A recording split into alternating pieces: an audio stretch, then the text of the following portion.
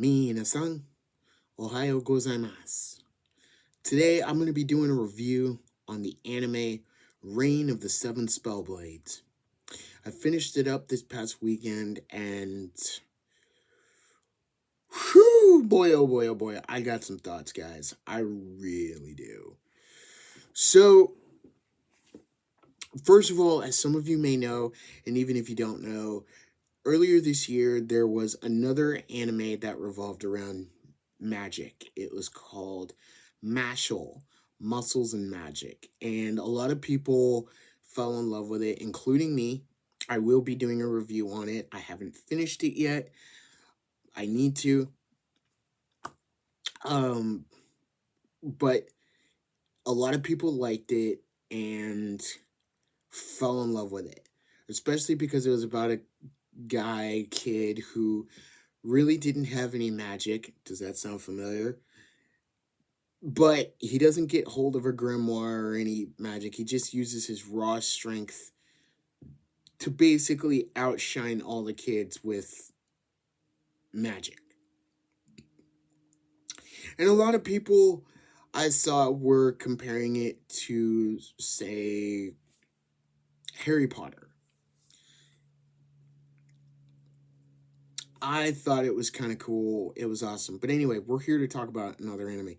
This anime, Reign of the Seven Spellblades, was, in my opinion, a more, I wouldn't say anime version of Harry Potter, but it had a more Harry Potter type feel for me. Okay? It really did. So, you start off with this kid named Oliver, and he's transferring to this school called Kimberly. Kimberly is a magic school, or one of the magic schools in this realm. Just like Harry Potter, Oliver is a first year.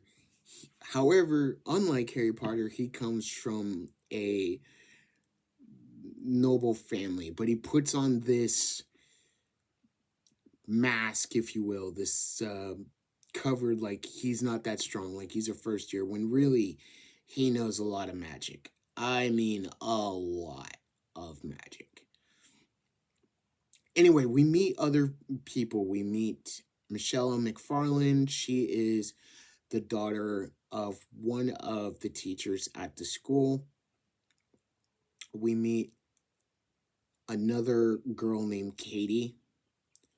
I do not remember her last name. We meet a boy named Guy who comes from a farm out in the country and has come to learn about different types of magic, kind of like your normal hyper guy in anime, wants to do the best that he can. Yeah. And we meet Pete. And Pete is someone with no magic at all. He's just a normal boy, but the story doesn't revolve around him. It revolves around all these characters. He's come to Kimberly to just learn more about magic and learn all that he can do. We'll say it like that. We meet another girl, and this is the last one. We meet another girl named Nanao. Nanao comes from a different dimension that is basically a version of feudal Japan. And she is technically a samurai. She has magical abilities, but she's a samurai. And she was taken from her dimension by, oddly enough, Michelle, who in the series we refer to as Shella, by Michelle's father. So, that's one. And in the beginning, it starts off really good. We meet the characters. We find out Oliver's secret that he's actually at Kimberly to avenge his mother's death because she was a powerful magic user and she was mysteriously killed. And so his clan, his family, if you will, has now appointed him or coronated him to be the head of the family. And his mission is to go to Kimberly to discover who killed his mom. Actually, let me rephrase that. He knows who did it. He's at Kimberly to assassinate the people that killed his mother. So it starts off really good. Like I said, we get some interesting backstories on the characters. We find out, about Michella's sister, that because she's in a lower branch, she can't communicate with her sister. Like I said, it starts out really good. And then, oh boy, towards the end, guys, it just takes a left. It takes a hard left, guys. It really does. Because at first we're starting great. I thought when we saw Oliver basically take out one of the co-conspirators in his mother's death, I thought, okay, we're going to focus on that. He's going to be our main character, which thankfully he still is, along with Nanao and the others. But I thought that we were going to focus more on the Oliver aspect of the show, and we ended up going in so many different directions, guys. So many. Like I said, we went through Michella's arc, which is fine. We went through Nanao's arc, which is fine. We went through Pete's arc, which is fine. We went through Katie's arc, which was fine. We even meet some new characters along the way who we think are going to be antagonists, and they turn out to be friends. Okay? And I was fine with all of that. I watched. Then we get up to episode 10 through 15. And one of the characters, Salvatore, she kidnaps a whole bunch of men, guys, and because her power is that she is a succubus, and she is conducting secret experiments, in the deepest part of the school or whatever, and it's up to Oliver, Michella, Nanao, and one of their upperclassmen, Millie Milligan, to go and save one of their friends, Pete, and to stop El Salvador, excuse me. And everything through that arc was okay. I know what you said, or you're like, but Michael, it took a hard left. You said where? And it's like, that's where it takes a hard left, because for me anyway, because we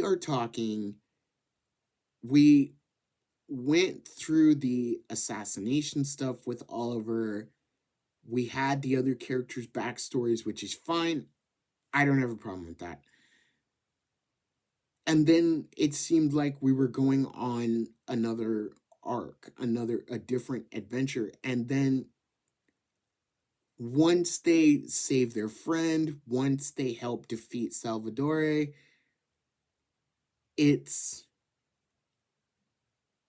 that's where it ends. That's literally where the series ends.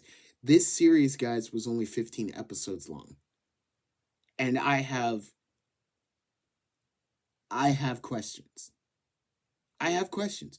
Now, granted, could there be another episode this week? Sure. Possibly. But if this series ends at 15 episodes, I have questions. I would like to see more of Oliver trying to get payback for his mom's death. I want to see more interaction with the characters. I want to see more interactions with Nanao and Oliver. I want to see more interactions with Katie and Millie Milligan. I want to see more interactions between Michelle and her sister. I want to see more. I literally want to see more because this anime, it had potential. But like I said, when we started getting into we're going down to the bottom of the school, we have to go save our friend, which is fine. We have to now defeat Salvatore. We have to, and really that's what the whole story was about. It was about her, Salvatore. We veered away from the main characters to talk about Salvatore and how when she was a little kid, her family told her, like, you can't communicate with anybody, you can't talk to anybody because you basically emit this perfume which makes all the guys fall in love with you. She was nervous, you know, hesitant to get close to anybody because of her family, because of her powers and stuff.